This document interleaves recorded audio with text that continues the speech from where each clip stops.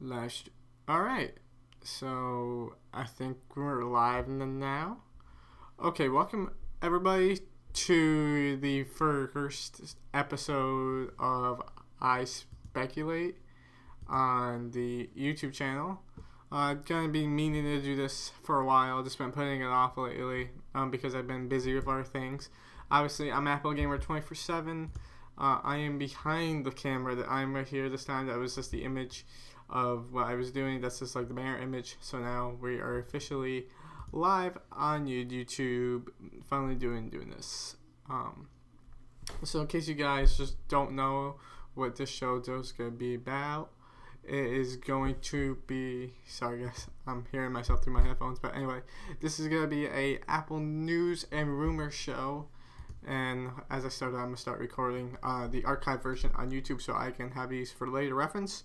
But these are just going to be daily Apple, sort of like a weekly Apple news and rumors show where I talk about stuff that interests me and stuff that I want to talk about that I really can't put in the video, but I think it would do really good on YouTube Live. So first of all, this is going to be pretty basic. I have a few effects, a few things I'm going to try out. Like I said, this is a pilot episode, so some things will go wrong. I'm not expecting everything to go perfect. I expect this to go a lot better when I have the pro version of Wirecast. Right now I'm using the basic one, which doesn't really offer too much, but it does some things. So I'm going to try this out as I go. But definitely keep your comments coming. I'm just going to check the comments page on YouTube right now just to see if anything is coming through, and it does not look like anything is coming through as of this moment. So I have no idea if I'm streaming live or not, but we will find out sooner or later. So going off of our first story, I'm going to change it on my desktop, and then I think if I do this, and then do I gotta switch my source to here, and then we're gonna so this is my first story. The first story is basically I get all these stories from Mac Rumors or any other Apple site, so I basically just want to go over what I think about them and just what I think. So the first one I have here is that the iMac discounts and stock shortages at third-party retailers hints at a new Haswell upgrade approaching. I do have to say this is probably true. I do see this coming out in the future. The iMac line is due for a upgrade. So I just gotta close this out, sorry guys. But the iMac line is due for a upgrade at this point in time. I think the other ones haven't been really announced for at least going on a year now. Since October they really haven't been they haven't been upgraded in any way. Same one that I have, you guys can go buy at the store for the money. So I think this is pretty cool. One thing I would like to see is that if it came with the Magic Trackpad, that's the thing I've been expecting. Also, like it says here in the article, it's supposed to come out with 802.11 AC, which is nice. I'm not really too big on AC because it's not the standard yet, but I do want to see how the new iMac updates spec up to the Mac Pro, which will be coming out in fall 2013, supposedly. So I'm really excited to see where this goes in the future. So leave your comments down below what you think of the iMac. I think no design changes is gonna happen. I think it's gonna remain the same, but it has an upgrade, just like the title says. So I'm really excited and looking forward to this upgrade from Apple in terms of the iMac, because as you guys know, it's driving this stream right now. The new 27-inch iMacs are really good. I can say that because I have one. They're really good. And I really don't see too many people complaining about the new design. I see a few people. The only complaint I do really see is the lack of an optical drive. But you can just go buy a cheap USB drive or even the Apple Super Drive, and you'll still have the DVD functionality. Personally, I don't use it, so it really doesn't matter to me. I kind of use my Super Drive maybe a couple times every couple months, but literally for me it's usually like a USB drive like I have here, or it's through Dropbox or Google Drive that I like to throw files on and use them on different computers, because it's just, I don't really like carrying around these because they can get lost and stuff like that. So it's just one of the things to keep in mind. But I'm really excited for the new iMacs to come out. I was hoping they would come out by now, but that's just another thing. So anyway, moving on, let me just switch my input here. So like I said, guys, this is gonna be pretty down and dirty until I get the new camera situation all set up, the new Wirecast, I should say, and then we're gonna swap A and B. Alright, so the next story I have here is that Apple opens iWork for iCloud beta to all users. Now, this is really cool. This is something I really didn't expect to happen right away. I expected it to happen. I didn't expect it to happen at all. I really was just looking forward to this when the final version came out. But this is really cool. Now you can use iWork in the cloud as you were a beta user. You can sign into your iWork account on iCloud.com.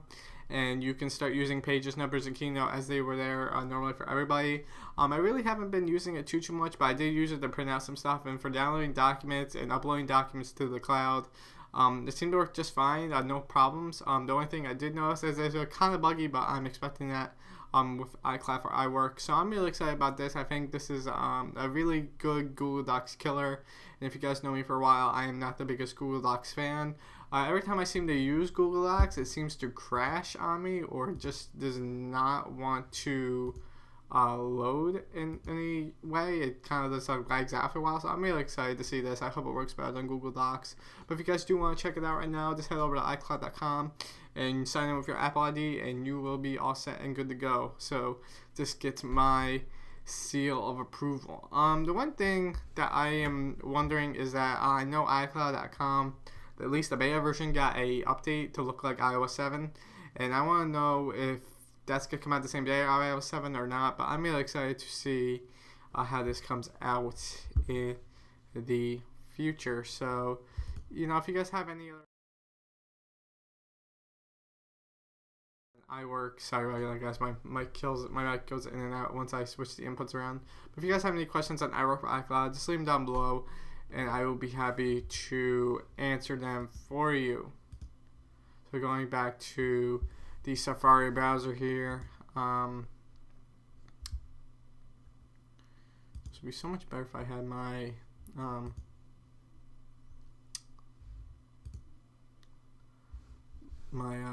the other version of CanToS. But moving on, this is a pretty cool one that I do want to talk about. This is a higher quality iPhone Champagne iPhone 5S retailer golden iPhone shells coming out, leaked. I do have to say, it's not uncommon for Apple to do something that's not in the traditional color scheme like black or white.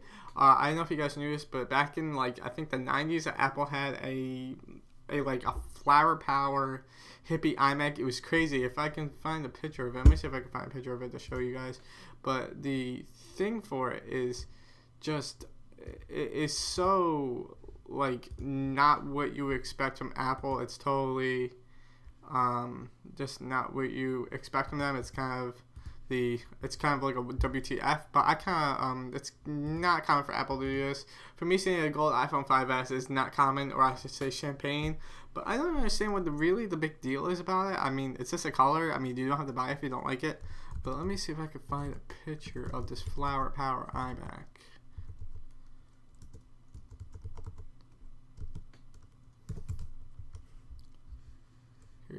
Here's a result right here. Yeah, here it is right here. So let me just switch over to Safari. So yeah, here it is right here. Right here is the Flower Power iMac. See, it's not in the traditional design of the blue or the red. It's kind of that in-between color that might appeal to some people and might not. So it's not common for Apple to do what it says here with the golden iPhone. One thing I do notice is that the white iPhone is a little bit different, and I kind of am liking it because the glass is more white like the 4S, but this is more of a whiter aluminum, which I kind of looks a lot nicer. I don't know if this is true or not, but I kind of like to do the white iPhone and stuff like that. But that doesn't look too bad to me. It kind of looks like maybe a rustic maybe an aged aluminum, maybe they would call it. But I really like this. I think it looks pretty nice. Here's another one down here. But this one does include volume buttons, so I'm excited to hear what you guys think about this. I am kind of looking forward to seeing a little bit of different color in the higher end iPhone, because getting black or white, after a while you can get skins to change the color, but if you can actually have a golden iPhone that actually doesn't look too bad, it's not blinked out, I think it will look pretty sweet. So it'd be really nice if the color of your iPhone were to like change the color of the keyboard or something, if it matched like that, something neat like that. You don't expect that from Apple, but this is one thing that I am looking forward to. Actually kind of am curious if this is actually real or not. The shells look real and everything, but I do have to say I'm pretty excited about the golden iPhone. I know like I said, a lot of people are up in the air about that this is not Apple style, but as you guys saw, the Flower Power iMac, it doesn't seem too unlikely that something like this would happen. So doing my terrible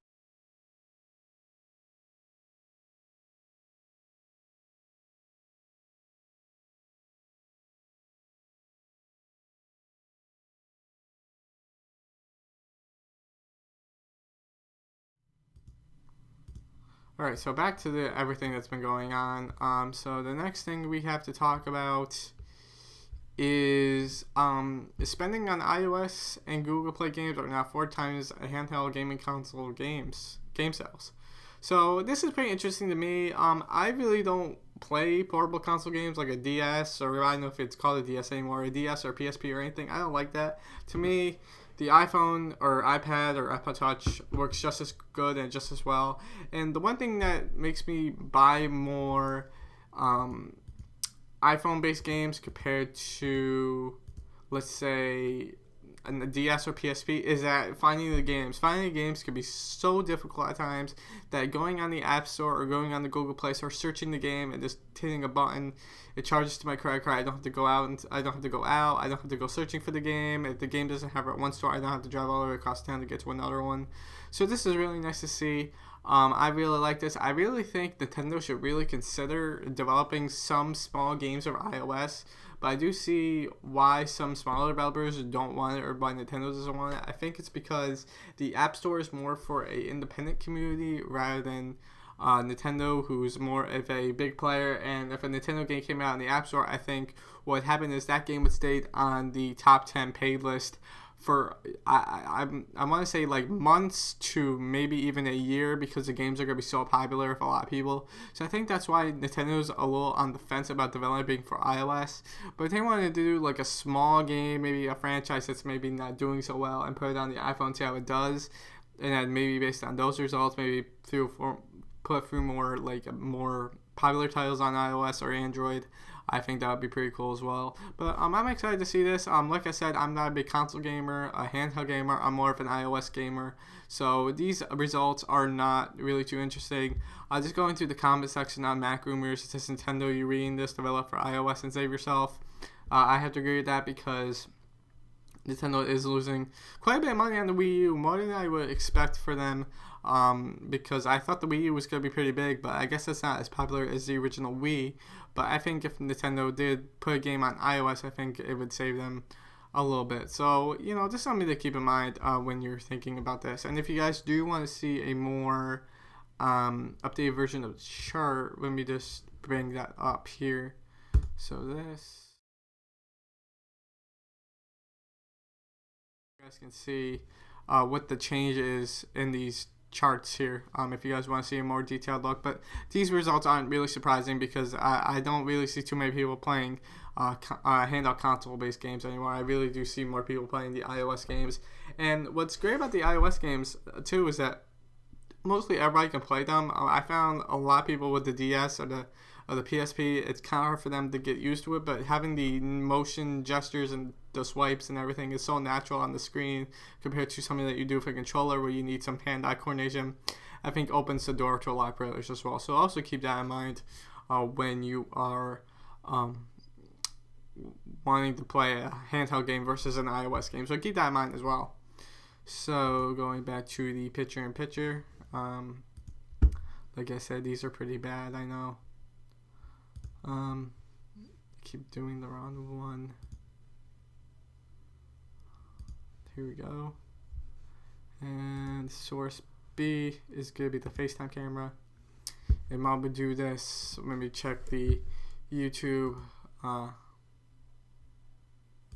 me check the YouTube live thing. See how we're doing. Okay, we're at 12 minutes.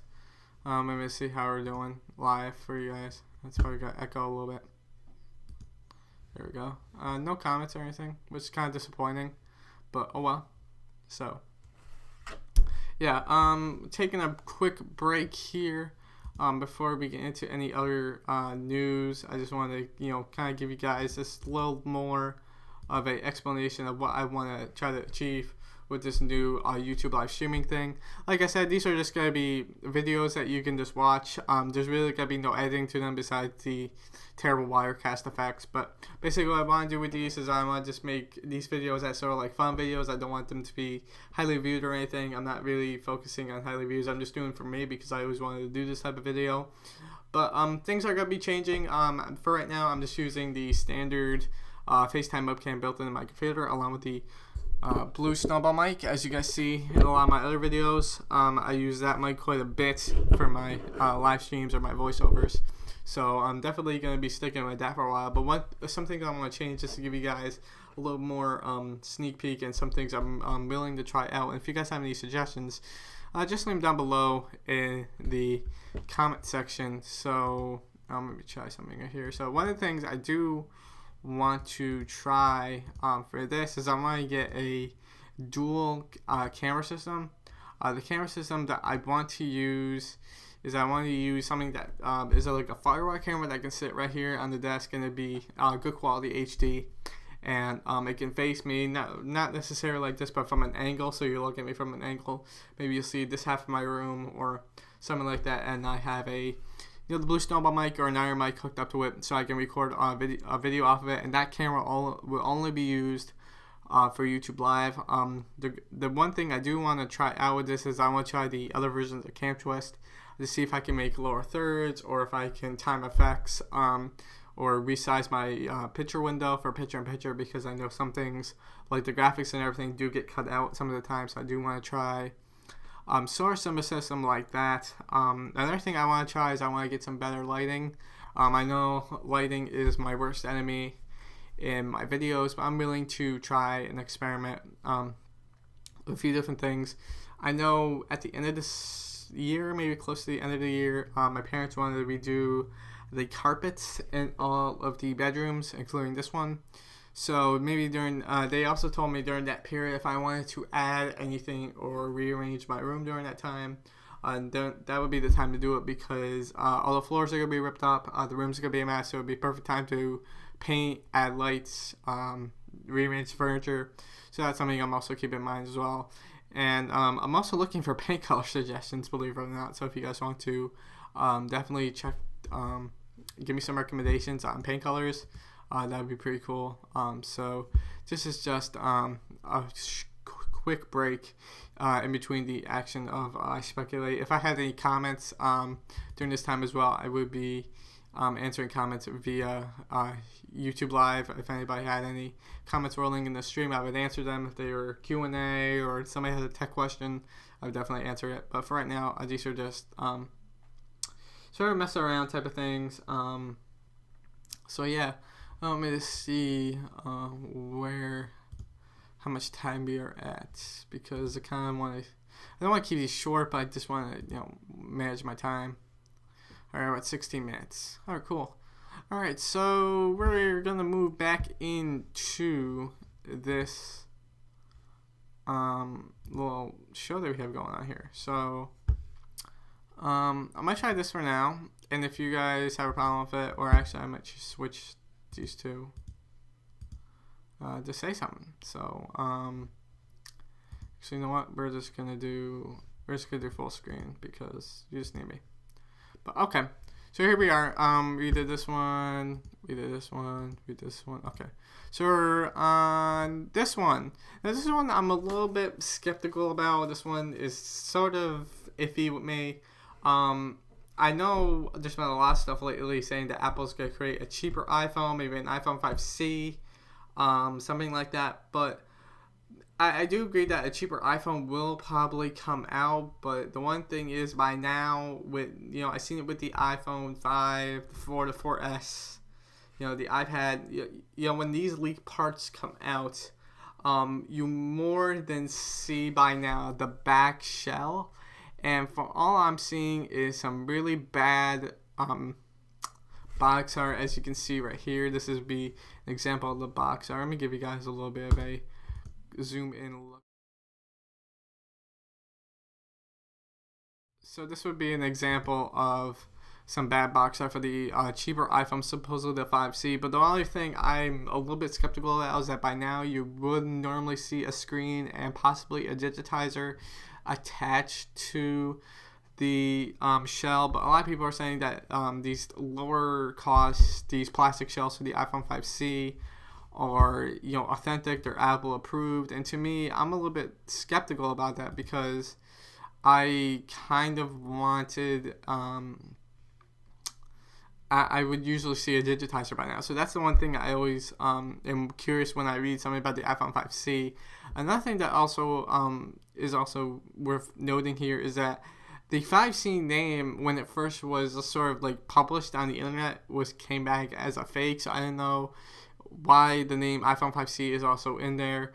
And another thing I'm also thinking about off the top of my head, because these how live streams work, is that anytime I see a picture or a video or of the leak case, it's always the same picture. I never see a different picture. Occasionally I will see a blue shell or a red shell, but I never see the same picture. I see high quality images that are the same pictures that I saw last week. So I don't know if people just keep republishing the story but changing their words. But yeah, this is one thing I do want to mention. But anyway, going on with this, the approval process will delay iPhone 5C launch in China until the end of November. This is supposedly a rumor. Do I believe this? Like I said, yes and no. I do believe a cheaper iPhone is going to come out. I don't believe it's going to be named the iPhone 5C. If to me, I would just call the cheaper iPhone, and anything else I would keep iPhone 6, iPhone 5S, iPhone 6S, something like that. But I would just call the cheaper iPhone, and just make the higher end models like 5, 5S, 6S, 6, like that. I don't see a cheaper version coming. But the one thing that I do see that's so promising is that it's gonna be made out of the same material as the 3GS, which is not a bad material. But I don't understand why Apple would do that. I think going into the cheaper cell phone market just to take on Android is not really Apple style. The more of going with their users rather than going with the market. So it's just kind of a strange thing to see, but oh well, they must have a good reason for it. Another thing I do see with the iPhone 5C is that some people say that it might lack Siri or something like that. I don't think so, because that's OS wide. If the iPhone 5C did come out, it would fragment the software, which means there would be a version of iOS 7 for the iPhone 5C, another for the iPhone 5, and what make this a little bit weird is that if the iPhone 5C ran a iPhone, like an i4 A5 A5 chip, the iPhone 4S, which has an A5, can run it, but not the iPhone 5C. Kind of a little bit weird, but supposedly with this iPhone 5C, am I expecting it? Sort of. Am I gonna be surprised if it happens? No, but I just wish the name would change, because I'm not really digging iPhone 5C. But I am excited to hear what you guys say in the comment section if you have any about the iPhone 5C. But I don't really see anything, just checking the comments live on camera. So just kind of going with the flow here with this one. So yeah, that's the iPhone 5C is just weird to me. And other news before we move on to the final story. This is kind of a big one that happened today. I wasn't expecting this to happen.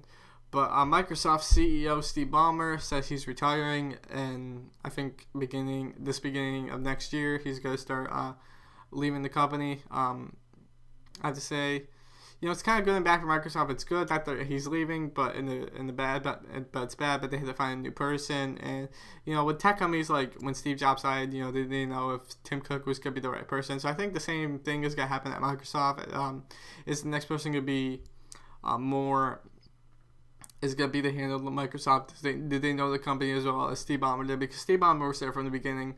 So it's another thing to keep in mind when you're looking for a CEO. But it was kind of shocking to see that he was leaving. I did read his announces that he's leaving. He wrote a letter to all the employees. And it's just a really nice way to put it, that it's just a really nice outlook on the company, that he likes the company, he wants to see it succeed, and he's wants to make sure that the board and everybody else is going to pick the right person for the job. So he's kind of wrote that in his email, and he's really proud of all the work they've been doing. Another thing that I also read too going on with this is that his biggest regret as he was working at Microsoft was that his was Windows Vista, which is not really surprising because that was a total fail. And then it took Windows 7 to get all those users back, but they started to drop the ball again with Windows 8. For me, if I was working at Microsoft, I would say ditch the tile interface, make that tablet only, make that phone only, and then go back to standard Windows. Sort of like Apple's doing, but baking in features from Windows Phone into the normal Windows user interface slowly without implementing too much change. Because I think what happened with Windows 8 to Windows 7 is that they kind of took two things and mushed them together too fast, and people got confused, and ultimately people never bought it. So it's just one of those things. So yeah. So yeah, that's just one thing I do want to put out there. So good luck to Steve Ballmer. He was a pretty cool guy, really enthusiastic about products. As you guys know, he was dancing around about developers and jumping all down, screaming. So nice entertainment. Hope the next CEO's not as entertaining, but doesn't really embarrass himself in a way. But Steve Ballmer seems like a pretty nice guy. So, moving on to the final story of the night. This is one about the rumored Apple TV set. This one says that Apple is working with companies such as HBO, Disney, MTV, and other services to offer a service that you wouldn't necessarily buy cable with it, like HBO Go. You would buy the TV, but it would come with HBO Go. You could sign up for an HBO Go only plan, or a ESPN online plan, or an MTV online plan without the need for a TV service. I say, if anybody's going to do this right, it's going to be Apple. Apple has their way of getting the best deals for entertainment. In my opinion, they have some of the best deals.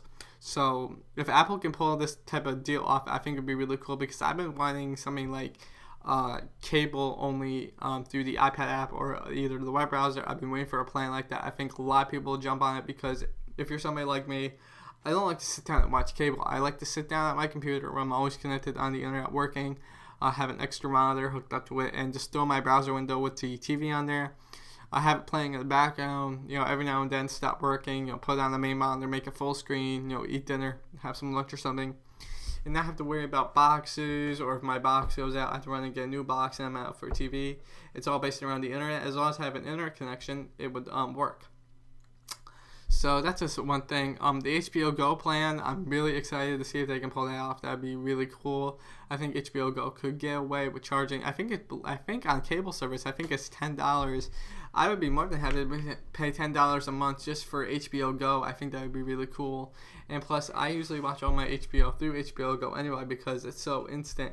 There's no commercials. Not that HBO has commercials, but there's no running out of space on the DVR. Just no more. I had to be home to watch the show at a certain time. I can just watch it when I want, and that's kind of like the beauty of HBO Go. But I really would like to see Apple make a deal like this. I think if any company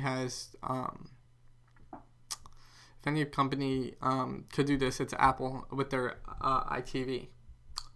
So yeah, guys, that's basically about it for this episode. This is just a really short episode, my pilot episode. I know this could be a little rocky, but I'm kind of doing this as a test and see where I need to improve. And as always, they will improve over time. Thank you guys for watching so much. This has been iSpeculate episode 0, the pilot episode. This is going to be sort of like my test episode. Leave your comments down below of what you guys want to see in the future, or if you have any suggestions. I'm always looking for them. It's alright, guys, if I rush through these. I'm just not used to doing a live show. I'm sort of just kind of doing this like I would a normal video, but I think this is kind of fun. I really enjoyed doing this. According to YouTube Live, let me see what this says right here. Live events, live control room. We've only been online about a half hour, which is pretty much the time I want to keep these. It's about a half hour. So thanks guys for watching. I really do appreciate it. All the links for these stores will be down in the description. If they're not up tonight, they will be up tomorrow. So I just gotta remember to put these all in. And if you guys do want to submit stories, you can follow me at Twitter at AppleGamer247. Just post your link in the tweet, and I'll take a look at it and see if it can make it into the show for next week. Next week I hope to have a dedicated time. I don't plan to do these this late on Friday night. It was just some free time that I had, and I hope to do more on a scheduled basis. So anyway, guys, thanks for watching again. Like I said, please post your comments down below. I really enjoyed doing this. This was really fun for me, and I will see you guys in the next video. See ya.